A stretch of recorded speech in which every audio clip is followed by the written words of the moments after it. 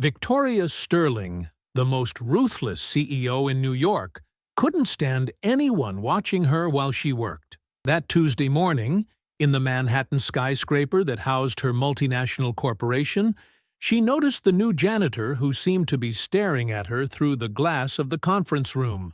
With blood boiling in her veins, she burst through the door and screamed at him with all the venom she had. But when Frank Thompson slowly turned toward her, revealing the clear, empty eyes of someone who hadn't seen in years, Victoria's world collapsed in an instant. That man wasn't looking at her. He couldn't look at her. He was blind from birth. Yet he cleaned those offices with a precision that humiliated everyone else. And when she discovered why such a dignified man accepted daily humiliations, when she saw the photo of the little girl on his makeshift desk, Victoria realized she was about to learn a life lesson that her millions could never buy. Victoria Sterling had built her empire alone, sacrificing everything a woman should have: love, family, genuine friendships. At 35, she was the president of SterlingCorp, a multinational company that generated $500 million annually in the tech sector. Her office on the 40th floor of the Manhattan skyscraper dominated New York like a throne of ice. She was a beautiful but glacial woman, with long black hair always pulled back in a perfect chignon, suits that cost thousands of dollars, and a gaze that could freeze blood. Employees called her the Ice Queen when they whispered in the hallways. She had fired more people than she could remember, always for reasons she considered sacred: inefficiency, lack of respect, or simply because she didn't like how they looked at her. That September morning, she had a particularly intense day. 3 meetings with international investors, the presentation of revolutionary new software, negotiations to acquire a California startup. It was the kind of day that made her feel alive, when she could prove her superiority. During the first meeting, while illustrating growth charts to 4 Japanese managers, she noticed something that immediately annoyed her. Through the glass wall separating the conference room from the corridor, she saw a figure that seemed to be watching her. It was a man in his 40s, dressed in the blue uniform of the cleaning staff, working with slow, methodical movements. But what made her furious was the impression that he was staring at her. Victoria couldn't stand being watched during meetings. It was one of her iron rules. When she worked, everyone had to make themselves invisible. She tried to ignore him and continue the presentation. But every time she looked up, that man seemed still there, motionless, with his face turned toward her. Rage rose like a tide. How dare a simple janitor stare at her while she conducted million-dollar business? When the meeting ended and the Japanese managers left satisfied, Victoria saw that the man was still in the corridor. Now he was cleaning an ornamental plant with obsessive attention, but his face was still turned toward the conference room. It was the last straw. Victoria burst through the glass door violently and headed toward the man with the step of someone going to war. She screamed at him, asking how long he had been standing there watching her, with a voice that echoed throughout the corridor. Frank Thompson stopped. He was a tall, dignified man with slightly graying brown hair and gentle features marked by fatigue. He wore the cleaning company uniform with care that made those cheap clothes seem almost elegant. When he heard Victoria's voice, he slowly turned toward her. That's when Victoria saw his eyes. They were clear, almost blue, but completely empty. They weren't looking at her, weren't looking at anything. They were the eyes of someone who had never seen sunlight, never seen a human face, never seen anything. Frank was blind from birth.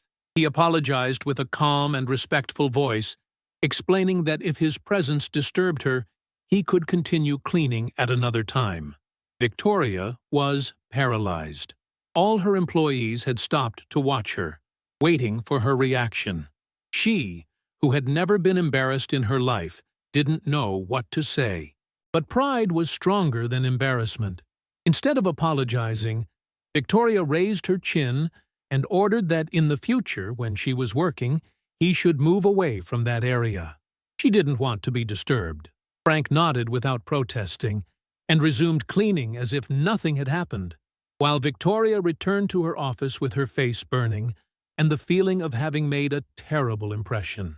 What she didn't know was that Frank Thompson had heard every word, every inflection of her voice, and despite his blindness, or perhaps precisely because of it, he had understood much more about Victoria Sterling than she had ever allowed anyone else to discover. That evening, in the two-room apartment in the Bronx that he shared with his 8-year-old daughter Emma, Frank didn't tell her about the episode. As always, he simply hugged the little girl and helped her with homework, hiding behind a gentle smile all the humiliations he had suffered during the day. Because Frank Thompson had a secret that no one in that office knew, and when Victoria Sterling discovered it, her life would change forever. Frank Thompson woke up every morning at 5, 2 hours before Emma had to get up for school. In that hour and a half of absolute silence, while his daughter was still sleeping, he prepared everything she would need: breakfast, backpack with books, clothes ironed and folded with care. He was blind from birth, but his gestures were as precise as a surgeon's. He had memorized every inch of their small Bronx apartment, every piece of furniture, every object. He moved with a grace that made you forget his disability. And when Emma woke up, she always found everything perfect. Emma was the light of his life, an 8-year-old girl with long brown hair like her father's and bright eyes full of curiosity. She had inherited Frank's sharp intelligence and sensitivity, but also had the carefree nature typical of her age. She didn't see her father's blindness as a limitation, but as a normal characteristic of their family. Frank worked for Metro Cleaning Services for 3 years. Before that, he had done 1,000 different jobs: operator, physical therapist, even freelance translator. He spoke perfect English, French, and Spanish, had a degree in literature and a master's in translation. But when Emma was born and his wife left them, saying she couldn't raise a daughter with a blind man, Frank had to accept any job that would allow him to support the child. The janitor job wasn't what he had dreamed of, but it had precious advantages: flexible hours that allowed him to take Emma to school and pick her up in the afternoon, and a salary that, though modest, was enough to live with dignity.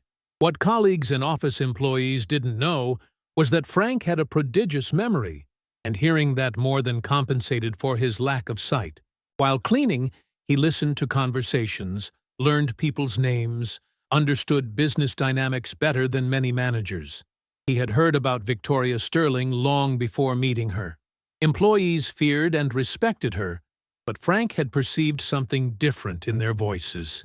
Under the fear, there was a kind of compassion, as if everyone understood that behind that ice armor was a deeply lonely person. The day after the incident in the corridor, Frank arrived at work 2 hours early. He wanted to finish cleaning the executive office area before Victoria arrived, to avoid disturbing her again. He wasn't offended by what had happened. Over the years, he had learned that people react badly when they feel embarrassed. While cleaning the carpet outside her office, he heard her heels echoing in the lobby. She had arrived. Frank quickly moved to the other side of the corridor, but while moving away, he felt something fall from his pocket. It was Emma's photo that he always carried with him, a small black-and-white portrait that the girl had taken for her father's birthday, where she smiled with that pure joy that only children know how to have. Frank bent down to look for it, but couldn't find it. He was groping on the floor when he heard Victoria's footsteps stop behind him. The woman had picked up the photo and was returning it to him. When Victoria commented that she was a very pretty child, Frank replied simply that she was everything he had.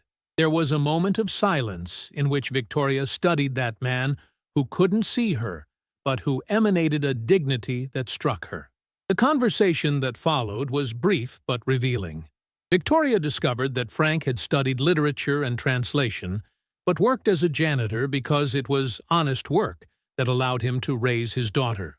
When she left, after ordering him to continue his work, That conversation stayed with her all day. There was something about Frank Thompson that intrigued her, an inner strength she had never encountered before, a peace she couldn't even imagine. That evening, in her $3 million penthouse overlooking Central Park, Victoria dined alone, as she always did. But she kept thinking about that blind janitor who spoke of his daughter as if she were a treasure, and that photo where a child smiled with a joy she had never experienced. For the first time in years, Victoria Sterling felt curious to know something more about a person who worked for her, and this troubled her more than any business failure. In the following days, Victoria began observing Frank with attention she couldn't explain. She saw him move through the offices with logic-defying precision, always respond with genuine smiles, help anyone who asked, even when it wasn't his job. One morning, she witnessed a scene that deeply affected her. The accounting secretary was crying about her sick mother's medical expenses. Frank approached, listened without interrupting, then said something that made her stop crying. Curious, that evening Victoria discovered that Frank had shared his story, how his wife had left them, how difficult moments teach what truly matters, how his daughter had become his strength. Frank had wisdom that all of Victoria's leadership masters had never taught her. Friday, she stayed late to observe him working in the empty building. She heard him talking on the phone with Emma, a present father asking about every detail of his daughter's day, who had found in fatherhood a happiness Victoria couldn't imagine. Monday, she called Human Resources and requested Frank's resume. What she read left her speechless. Literature degree with honors, Bocconi Masters, years as freelance translator for international companies, excellent references. A verification call confirmed everything. Frank was one of Milan's best translators, had stopped only for the flexible hours necessary for his daughter. That man cleaning her offices was more qualified than many managers, yet accepted daily humiliations to be present in Emma's life. Victoria realized she was looking at a form of wealth her millions couldn't buy. She began formulating an idea that would change all three of their lives. Victoria spent the weekend reflecting, sitting in her luxurious but empty penthouse. Monday morning, she called Frank to her office when he finished his shift. Frank seemed surprised, but accepted. At 5, he knocked on the presidential office door. Victoria indicated an armchair, but he preferred to stand to avoid dirtying the furniture. She insisted he sit, then revealed she had read his resume. The proposal was clear: Head of Translations and International Relations for SterlingCorp. Enjoying the story? Give it a little like, and don't forget to subscribe. Now then, let's carry on. $4,000 a month, regular hours, complete insurance for him and Emma. Personal office on the 38th floor. Frank objected that he was blind, but Victoria explained that modern technology could compensate for any limitation. Voice software, audio scanners, digital assistants. When he asked why she was doing this, Victoria was brutally honest. She confessed to having built a $500 million empire, but never building anything that truly mattered. Frank had a daughter who loved him like a hero. She had all the money in the world, but no one who loved her for who she was. It wasn't charity. It was business. The right person for the right job. Frank asked for time to think. Before leaving, he asked her a question that hit her: if she was happy. Victoria replied she was successful, but Frank observed that wasn't the same thing. That evening, Frank told Emma everything. The child, with the wisdom of her 8 years, said that Lady needed them. She advised accepting not for the money, but to help Victoria learn to be happy. The next day, Frank accepted, with one condition. He wanted Victoria to meet Emma. If he was going to work for her, he wanted her to understand what was truly important to him. The following Saturday, Victoria found herself doing something she had never done: going to an employee's home. The address led her to a part of New York she rarely visited, a working-class neighborhood in the Bronx where 60s buildings alternated with small grocery stores and local bars. The apartment was on the 3rd floor without an elevator. Victoria climbed the stairs in stilettos, feeling out of place in her designer suit. When Frank opened the door, Emma appeared behind him. The child was even more beautiful than the photo. She had long brown hair in 2 braids, bright eyes full of curiosity, and a smile that lit up the entire hallway. She wore a simple but spotless dress and looked at Victoria with the genuine interest of children.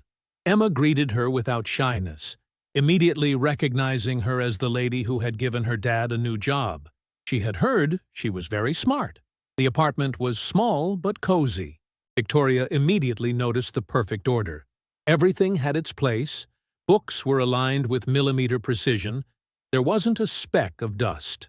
Frank had organized everything so his blindness was never an obstacle. But what struck Victoria most were Emma's drawings hanging everywhere on the walls. Portraits of Daddy, colorful landscapes, happy families, fantastic animals. In one of them, Emma had drawn herself and Frank holding hands under a smiling sun, with "My family is the most beautiful in the world" written above. Emma noticed Victoria's gaze on her drawings and proudly explained that Daddy couldn't see them, but she always described them to him. He said it was like really seeing them, because she was his eyes. Frank prepared tea, and they all sat together at the small kitchen table. Emma chatted non-stop, telling Victoria about school, her friends, the books Daddy read to her every evening. She proudly declared that Daddy knew lots of stories, and when he didn't remember how they ended, he invented new ones, even more beautiful. Victoria watched Frank listening to his daughter with total attention. Every word from Emma seemed precious to him, every smile a priceless gift. When Victoria asked Emma what she wanted to be when she grew up, the child answered without hesitation that she wanted to become a doctor, to help people like her daddy, but also to help sad people like Victoria. Victoria's next question about why she thought she was sad received an answer that shocked her. Emma observed that she had empty eyes, not like Daddy's, which were empty because they couldn't see, but empty because they never smiled. Frank intervened gently, but Emma continued with the brutal honesty of children. She explained that Victoria had everything that costs a lot, but didn't have what costs nothing: love. They didn't have money to buy beautiful things, but they had lots of love. Victoria had money to buy everything, but had no one to love. Those words made Victoria feel something break inside her chest. That 8-year-old child had just summarized in a few words all her problems, all her shortcomings, all the emptiness she tried to fill with work and success. Frank confirmed that Emma was right, explaining that love can't be bought, only given and received. And to do that, you have to open your heart. Victoria stayed with them all afternoon. She played with Emma, listened to Frank reading a fairy tale, shared a simple dinner prepared with love. For the first time in years, she felt part of something real. When she left, Emma gave her a drawing she had made during the visit. Victoria, Frank, and Emma together, all three smiling under a rainbow. She explained it was for her, so when she was sad in her big office, she could look at it and remember she had friends. In the car, returning to her empty penthouse, Victoria cried for the first time in 20 years. She cried for all the years wasted chasing success, for all the human relationships sacrificed, for all the love she had refused out of fear of being vulnerable. But they were tears of liberation, because she finally understood what she was missing, and she had met 2 people who could teach her. Monday morning, Frank started his new job, but what was really beginning was much more: the friendship that would transform all 3 of their lives. 6 months after that meeting that changed everything, the lives of Victoria, Frank, and Emma had taken a turn none of them could have imagined. Frank had proven to be an extraordinary employee. His ability to manage international relations, combined with his sensitivity in translating not just words but cultural nuances, had increased SterlingCorp's foreign contracts by 40%. But the real change had occurred in Victoria. The woman who 6 months earlier terrorized employees with her icy gaze now smiled in the corridors, asked about her collaborators' families, had established an assistance fund for employees in difficulty. Her office, once a sterile and threatening environment, now hosted Emma's drawings and photos of happy moments. The definitive turning point came one spring evening. Victoria was working late when Frank knocked on her door. Emma had a fever, and the lady who watched her couldn't come that evening. He had to take her to the doctor, but first wanted to finish translating the Japanese contract. Victoria got up immediately, ordering him to forget the contract. She would take them to the doctor. When Frank protested he could take a taxi, Victoria responded with gentle firmness that Emma was also her friend, and friends help each other. At the emergency room, Victoria held Emma while they waited for the doctor. The child, even though feverish, smiled at her and told her about her classmates. Frank sat next to them, and for the first time Victoria noticed how his hands trembled slightly, with worry. The doctor diagnosed a simple flu, but when they returned home, Frank realized he couldn't leave Emma alone to go to work the next day. Victoria solved the problem in the most natural way. Emma would come to the office with them.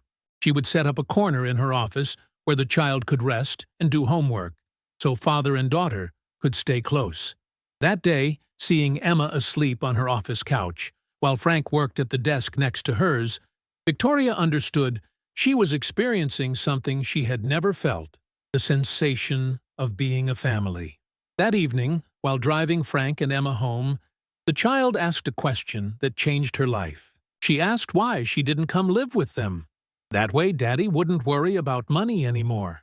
She wouldn't be alone anymore, and Emma would have a mom. Frank blushed deeply, but Victoria stopped the car and turned to the child. When she asked what made her think she could be her mom, Emma answered with childlike simplicity that it was obvious. She loved them. You could see it in how she looked at them, how she worried about them. And Daddy loved her too, even though he was too shy to say so. Frank turned red as a tomato, but Victoria looked at him and saw in his eyes what had perhaps always been there. Deep affection, gentle love that didn't dare declare itself for fear of ruining everything. When Victoria asked if it was true, Frank confessed with a trembling voice that he couldn't presume anything from such an important woman. But Victoria interrupted him, explaining she was so desperately lonely that she had forgotten what it meant to be loved for who she was, not what she owned. That day, Frank and Victoria confessed their feelings. It wasn't a moment of Hollywood passion, but something deeper, the recognition of two souls who had found and completed each other. A year later, in a simple ceremony at the neighborhood church where Frank and Emma lived, Victoria Sterling married the man who had taught her the true meaning of wealth. Emma served as flower girl, proud to finally have the complete family she had always dreamed of. Victoria legally adopted Emma, who from that day was called Emma Thompson Sterling. Frank became general director of SterlingCorp, transforming the company into a model of social responsibility. But most importantly, all three became a true family, united not by circumstances, but by the daily choice to love and support each other. The evening of the wedding, while Emma slept in their new home, no longer Victoria's cold penthouse, but a welcoming house with a large garden, Frank and Victoria sat on the terrace looking at the stars. Victoria confessed she thought Frank and Emma had saved her, not the other way around. Together they had taught her that true wealth isn't measured in dollars, but in smiles, hugs, and hearts beating together. Frank replied that she had taught them that dreams can become reality when you meet the right people at the right time. From Emma's bedroom balcony came a sleepy little voice asking if they couldn't sleep. They turned and saw the child at the window, with messy hair and pink pajamas. Emma ran to them and curled up between her parents, looking at the stars together. With the wisdom of her 9 years, she declared they were now a real family. And they were right. Victoria had learned that true leadership doesn't consist of commanding through fear, but inspiring through love. Frank had discovered that his blindness wasn't a limitation, but a gift that allowed him to see people's hearts. And Emma had the joy of growing up in a family where love was the most precious wealth. Because in the end, the only thing that really matters is having someone who loves you for who you are deep down, who sees your beauty beyond appearances, who chooses to stand by your side not for interest, but for pure love. And the three of them had found this in each other. Building a family that proved true love can arise from the most unlikely encounters and forever change the destiny of those who have the courage to open their hearts. Like if you believe true love can overcome any barrier. Comment which moment of the story touched you most. Share to inspire those who still believe in the power of family from the heart. Subscribe for more stories of love, family, and second chances. Sometimes those who seem strongest are the ones who need love most. Sometimes true wealth hides behind apparent poverty. And sometimes the most beautiful families are born when three lonely hearts decide to beat together. Because love doesn't look at social differences, but only at the purity of the heart.